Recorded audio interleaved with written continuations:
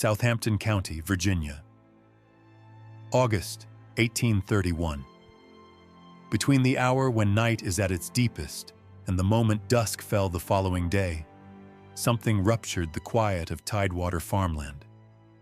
Along a 16-mile stretch of dirt roads and tobacco fields, 55 people were found dead, men and women, children still in their beds, entire households erased where they slept.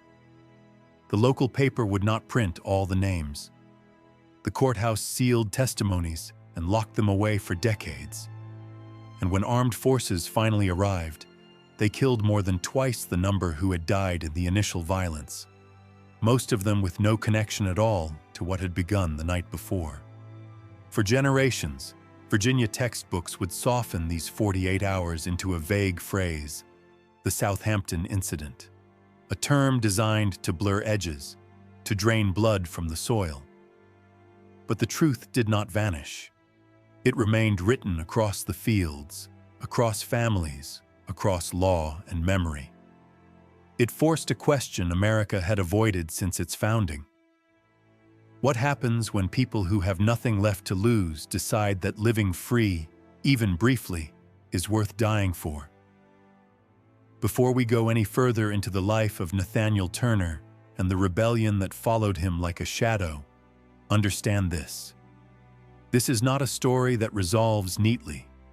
It does not end with justice or closure or moral clarity. It ends the way history often does, uneven, unresolved, and heavy with consequences that linger long after the last body is buried. The Virginia Nat Turner was born into on October 2nd, 1800, was a land of contradictions so deep they bordered on madness. The man who had written that all men were created equal had owned hundreds of human beings. The state that produced 4 of the nation's first 5 presidents was also home to nearly 500,000 people held as property. Southampton County embodied this hypocrisy with quiet efficiency. It was not the vast rice plantations of South Carolina, nor the sprawling estates farther south. It was something more subtle, a place where slavery wore a gentler face, where violence was routine but rarely loud, and because of that, no less deadly. The county lay in the Tidewater region, its soil exhausted after generations of tobacco farming. By the 1820s, large plantations were fragmenting into smaller farms. White landowners began selling what they called surplus labor southward, to Alabama, to Mississippi, feeding the cotton empire rising on stolen land. Families were torn apart without warning. People vanished from one another's lives overnight, swallowed by distances that might as well have been oceans. The threat of being sold south hovered over every enslaved person like a blade suspended by thread. Southampton County was roughly 60% black, around 7,600 enslaved people, 1,800 free people of color, just over 6,000 whites. Jerusalem, the county seat, was little more than a courthouse, a few churches, and 700 souls trying to convince themselves that order was permanent. The land itself was flat, humid, threaded with swamps and pine forests. The Nottoway River curved through the eastern edge, and beyond the farms stretched the Great Dismal Swamp, a vast, tangled wilderness where runaways sometimes disappeared, surviving for months, even years, half legend, half ghost. Nat Turner was born on Benjamin Turner's farm. His mother, Nancy, had been brought directly from Africa. From her, he inherited something that never dulled, a refusal to accept bondage as natural. His father, whose name history never bothered to keep, escaped when Nat was still young. He fled north and was never seen again, leaving behind only the knowledge that escape, however dangerous, was possible. From childhood, Nat was marked as different. He learned to read and write, a rarity for an enslaved child in Virginia. The white family who owned him encouraged it at first, perhaps amused, perhaps seeing utility in it. Nat devoured the Bible. He spoke with clarity and conviction. He had a gift for preaching that drew people in, quiet but undeniable. And he had visions. As a child, he spoke of events that had occurred before he was born, recounting them with unnerving accuracy.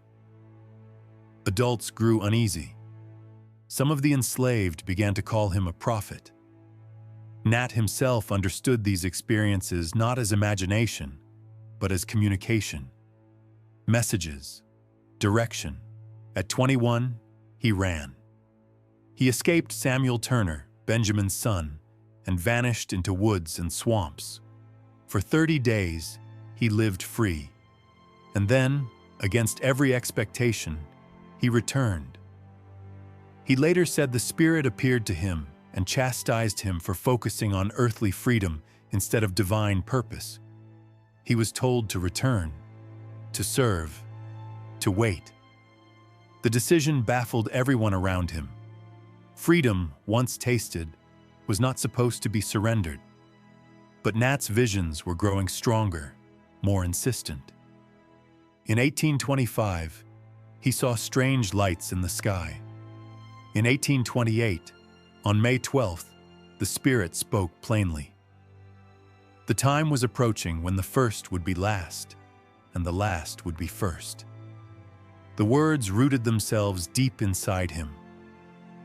Nat began to see himself not as a man meant to flee alone, but as an instrument, a Moses figure, a leader of deliverance.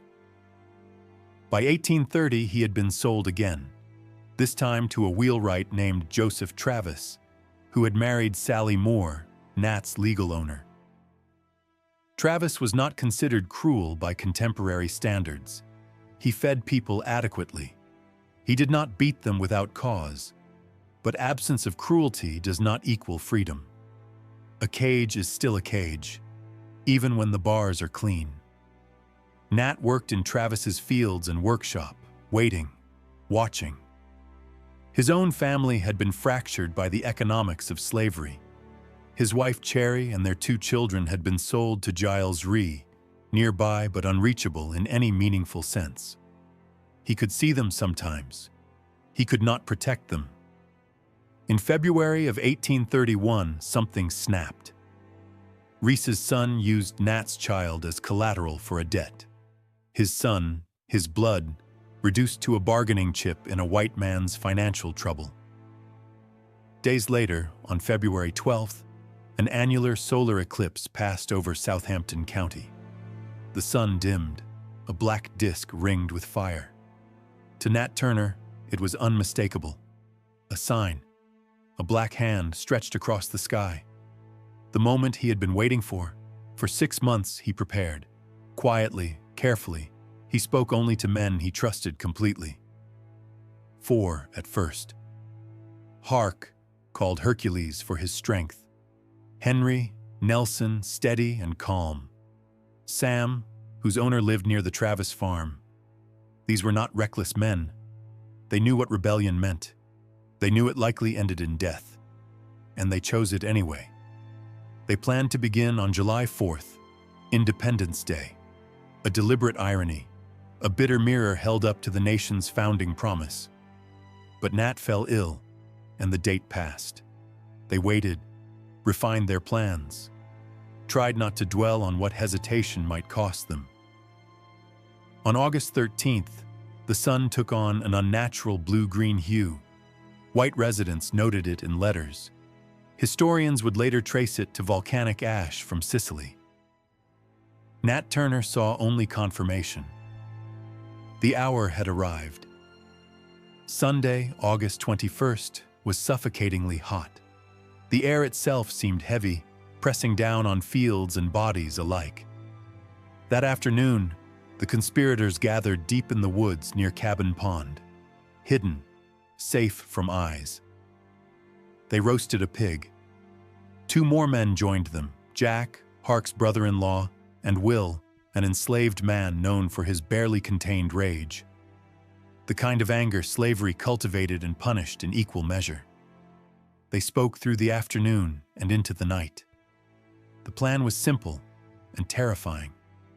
Move from house to house, kill the enslaving families in their sleep, take weapons, gather recruits. Their goal was Jerusalem, the armory. From there they believed others would rise, that Virginia might ignite, that if necessary, they would retreat into the great dismal swamp where no militia dared follow. As midnight approached, they prepared themselves. None of them could know what would follow. They were not thinking in terms of history, only of breath, of chains, of the certainty that they could not continue living as property. At approximately 2 a.m, Monday, August 22nd, they approached the Travis farmhouse. A ladder was lifted quietly against the side of the house, its wood brushing the frame of an upper window. Nat Turner climbed first, easing himself through the opening into the dark interior. His bare feet touched the floor without a sound. The house smelled of old timber and sleeping bodies. He moved through the rooms like a shadow and unlatched the door from inside. The others slipped in behind him. Joseph Travis slept unaware, as did his wife Sally, her son Putnam Moore, the infant, and Joel Westbrook, the orphaned apprentice who lived under Travis's roof. They had gone to bed without fear. Why wouldn't they? For 2 centuries, submission had been enforced here with such consistency that locking doors felt unnecessary. Nat took up a hatchet from the workshop. He entered Travis's room and brought it down, but his hand faltered, or the angle betrayed him. The blow glanced. Travis woke, screaming. In an instant, Will surged forward and struck with no hesitation. Joseph Travis died first, then Sally, then Putnam, then Joel. They moved to leave, and then someone remembered the infant. Accounts differ on who spoke. They went back. The court records would later describe what followed in careful, bloodless language. The reason was simple: no witnesses, no alarms raised before dawn. They took what they could: old flintlock muskets, fowling pieces, not military arms, but weapons nonetheless. They took horses. They took a sword, which Nat would carry for the next 2 days. As the first gray light crept over the horizon, Nat used that sword in the yard to drill his men in formation. Enslaved men practicing the maneuvers of white militias. A grotesque rehearsal of power reversed. Austin, enslaved at the Travis farm and not part of the original plan, joined them. There were 8 now. They moved quickly. At Salathiel Francis's place, they killed him in his bed. His enslaved man fled. They fired and missed. At each stop, the same calculation pressed in: speed versus certainty. How much time could they afford? How many lives would be lost if even one person escaped ahead of them? At Piety Reese's farm, Nat faced a choice that reveals the cost of what he had become. His wife Cherry and their children were enslaved there. He could have seen them, could have taken them. He did neither. He passed by without stopping. Perhaps he believed bringing them would slow the group. Perhaps he wanted to spare them from what was unfolding. Perhaps he understood this was not a rescue. It was a war. Whatever his reasoning, it must have torn something loose inside him. Piety Reese and her son were killed. The overseer was left critically wounded. The rebels moved on. As morning deepened, their numbers grew. Some enslaved men joined immediately, eyes alight with something between hope and terror. Others refused, out of fear, loyalty, or paralysis. The rebels did not force them. Still, their presence alone placed every black person in Southampton County in danger. At Elizabeth Turner's farm, they killed the widow Elizabeth, her neighbor Mrs. Newsom, and the overseer Hartwell Peebles. There, the group divided. Hark led 6 men on foot toward Henry Bryant's house. Nat led 9 mounted men toward Catherine Whitehead's farm. The Whitehead place would see the greatest loss of life. Catherine Whitehead was a widow. Her household included her elderly mother, her adult son Richard, 4 daughters, and a grandchild. When the rebels arrived, most were still inside. There was no time to flee. Nat Turner personally killed Catherine Whitehead. One daughter, Margaret, escaped into the woods. Nat pursued her. He caught her near a fence, struck her with a rail, then used his sword. It was the only person Nat Turner himself would kill during the rebellion. A detail he later confessed to Thomas Gray. Why a man willing to plan mass violence hesitated to carry it out with his own hands remains unanswered. Perhaps his visions did not extend to the physical act. Perhaps he saw himself as a vessel, not an executioner. Or perhaps in that moment, he felt the need to prove something to his followers or to himself. By noon on August 22nd, approximately 45 people lay dead across multiple farms. The rebels numbered around 60 now, armed with axes, clubs, knives, guns, whatever could be seized. They were moving toward Jerusalem, following a route that passed the largest plantations where they hoped to gain more men. But the alarm had spread. Some had escaped. White families fled toward Jerusalem or barricaded themselves inside their homes. Men gathered weapons, organized. The element of surprise was gone.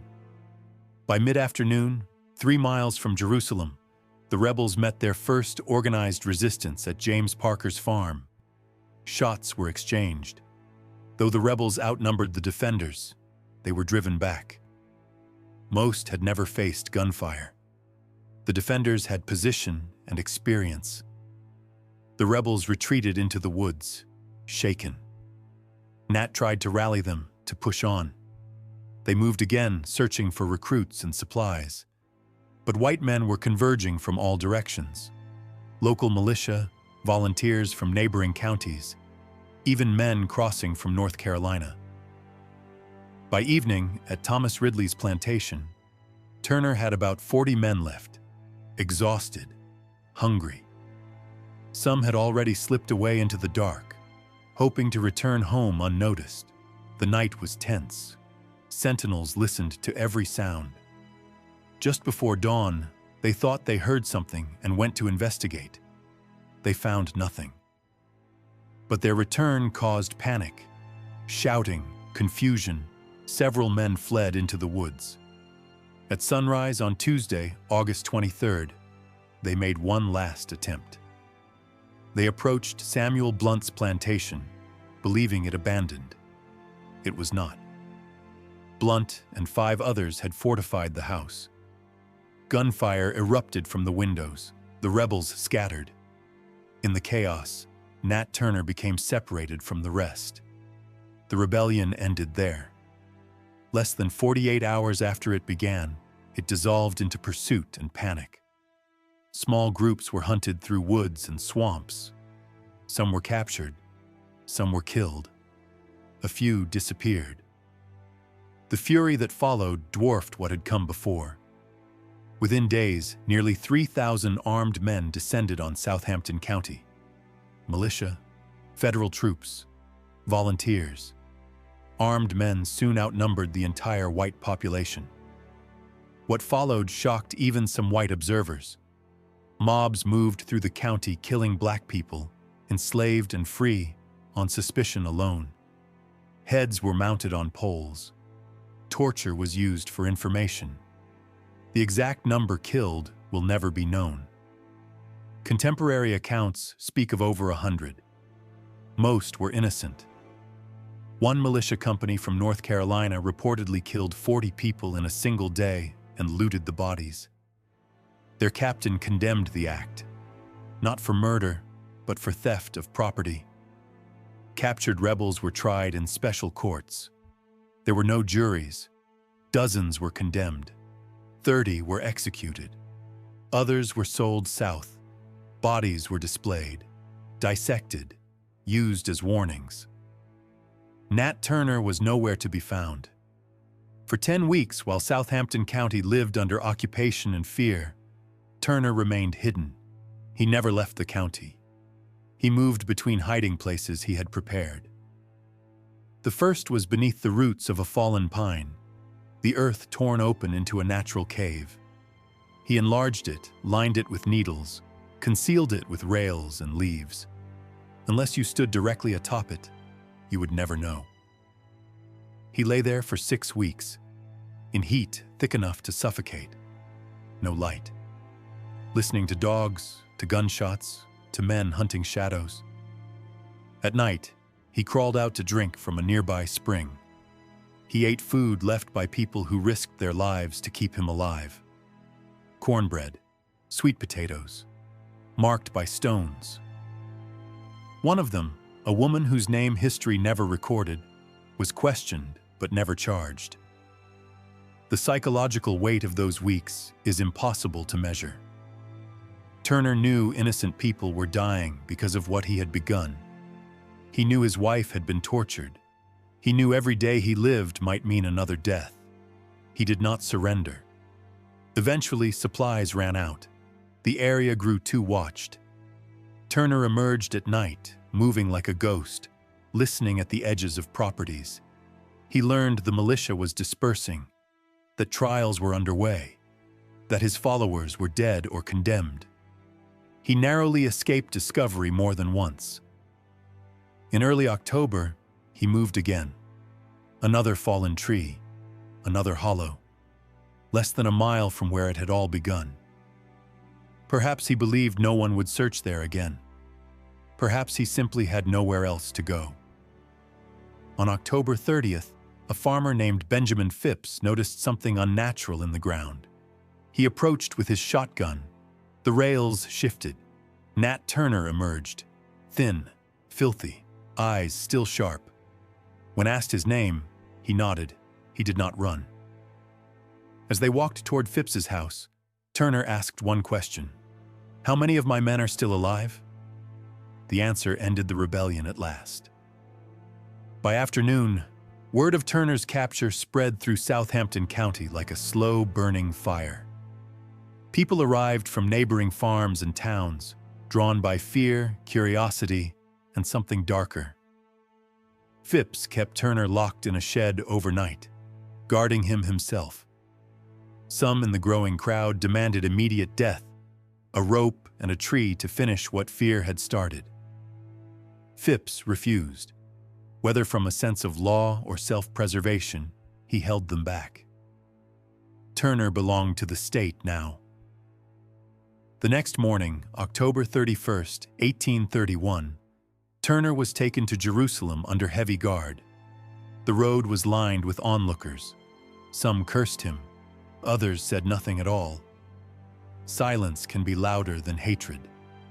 He was placed alone in the county jail, a small brick building with a single barred window and guards stationed around the clock. Within days, an attorney named Thomas Gray secured permission to visit him. Gray was not a prominent man. He saw in Turner an opportunity, money, recognition, a story no one else could tell.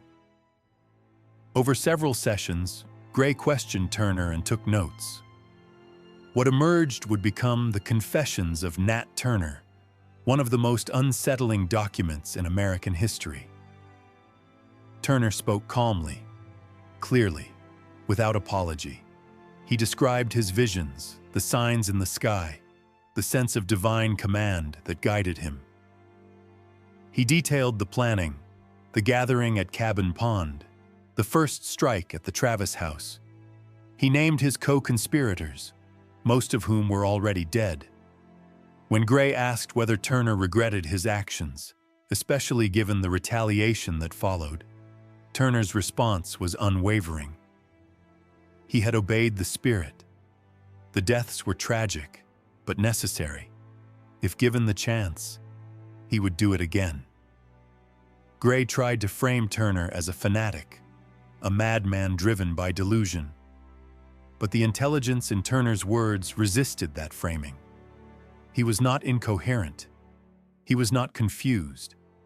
He had made a calculation that death was preferable to bondage, and that violence was the only language slavery understood. Turner's trial took place on November 5th, 6 days after his capture. It was a formality. He was charged with conspiring to rebel and making insurrection. In Virginia, these crimes carried one sentence. He was assigned an attorney, James Strange French, whose role was ceremonial at best. The courtroom was packed. Guards lined the walls. Turner stood in chains as witnesses testified, and his confession was read aloud. French offered no real defense. He could not. He appealed only to the mercy of the court. There was none. The judges deliberated briefly and returned the expected verdict. Guilty.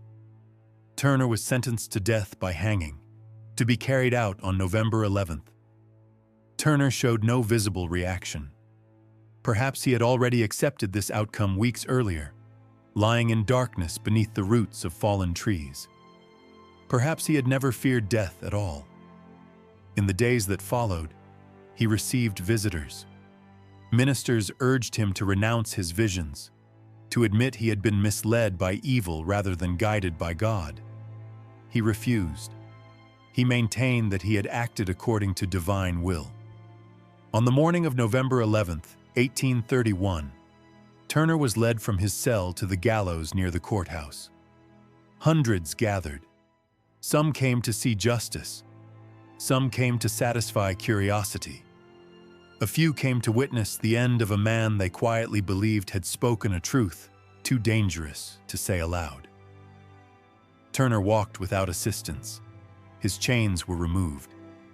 When asked for final words, he reportedly said only, "Was not Christ crucified?" The trapdoor opened. His neck broke. Death was swift. His body was left hanging for an hour. Then it was taken down. What followed was not burial. His body was dissected, flayed, his skin preserved, his bones kept as relics. His skull passed from hand to hand, an attempt to strip even death of dignity. But the effort failed. The more Turner was reduced to an object, the more powerful his image became. In the weeks and months after, the South hardened. Laws were passed making it illegal to teach enslaved people to read or write. Religious gatherings without white supervision were banned. Movement was restricted. Patrols became constant. Trust within black communities was deliberately poisoned by laws rewarding informants. Slavery tightened its grip, becoming more violent, more paranoid. Free black people suffered as well. Rights vanished. Property was challenged. Many fled north or to Liberia. The message was unmistakable. Freedom itself was conditional. In Virginia's legislature, a brief and remarkable debate followed. Some lawmakers openly questioned slavery. A bill proposing gradual emancipation nearly passed. It failed by 15 votes. With that failure, the last real chance for Virginia to end slavery voluntarily died. The door closed. It would not open again until forced by war. White Southerners told themselves new stories. Slavery was no longer a necessary evil. It became a positive good, a divine order, a foundation of civilization. Fear reshaped ideology. The rebellion had proven something they could not unsee, that the people they enslaved were not content, that they remembered, that they might rise again. Among enslaved people, Turner's name lived on in whispers, in coded songs, in stories told after dark. He was not a simple hero, nor a simple villain. He was a reminder that resistance was possible, that the cost would be terrible. In Southampton County, Black residents measured time as before Nat's war and after. White residents tried to forget. Fields were replanted. Houses repaired. Life resumed its rhythms. But something fundamental had shifted. Nat Turner's rebellion did not end slavery. It did not succeed in the way revolutions are supposed to, but it shattered illusions. It exposed the violence required to maintain bondage. It forced a reckoning that would echo forward, through hardened laws, through rising abolition, through a nation inching towards civil war. The blood spilled in those 48 hours, white and black alike, became part of the foundation of American history. Uncomfortable, unresolved, impossible to erase. Nat Turner did not ask to be remembered kindly. He asked only to be heard, and nearly 2 centuries later, his voice still unsettles the silence.